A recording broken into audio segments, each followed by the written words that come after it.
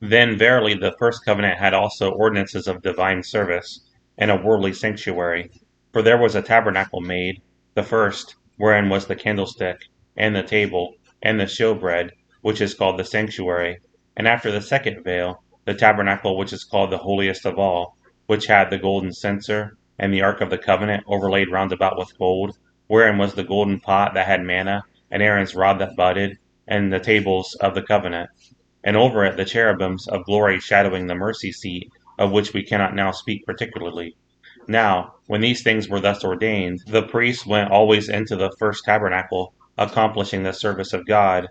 But into the second went the high priest alone once every year, not without blood, which he offered for himself and for the errors of the people, the Holy Ghost this signifying that the way into the holiest of all was not yet made manifest, while as the first tabernacle was yet standing, which was a figure for the time then present, in which were offered both gifts and sacrifices, that could not make him that did the service perfect, as pertaining to the conscience, which stood only in meats and drinks, and divers washings, and cardinal ordinances, imposed on them until the time of Reformation. But Christ being come a high priest of good things to come, by a greater and more perfect tabernacle, not made with hands, that is to say, not of this building, neither by the blood of goats and calves, but by his own blood, he entered in once into the holy place, having obtained eternal redemption for us. For if the blood of bulls and of goats, and the ashes of a heifer, sprinkling the unclean, sanctifieth to the purifying of the flesh, how much more shall the blood of Christ,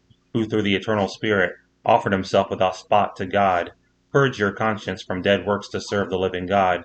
And for this cause he is the mediator of the New Testament, that by means of death, for the redemption of the transgressions that were under the first testament, they which are called might receive the promise of eternal inheritance. For where a testament is, there must also of necessity be the death of the testator. For a testament is of force after men are dead, otherwise it is of no strength at all while the testator liveth. Whereupon neither the first testament was dedicated without blood.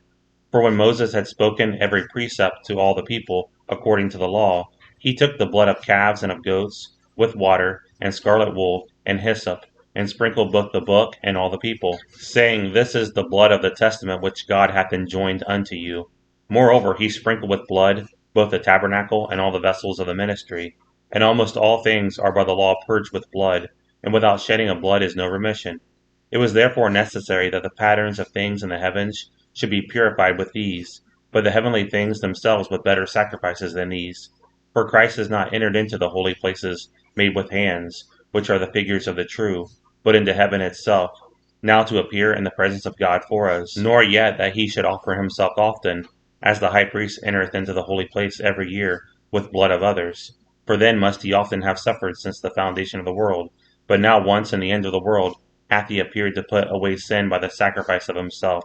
And as it is appointed unto men once to die, but after this the judgment, so Christ was once offered to bear the sins of many, and unto them that look for him shall he appear the second time without sin unto salvation.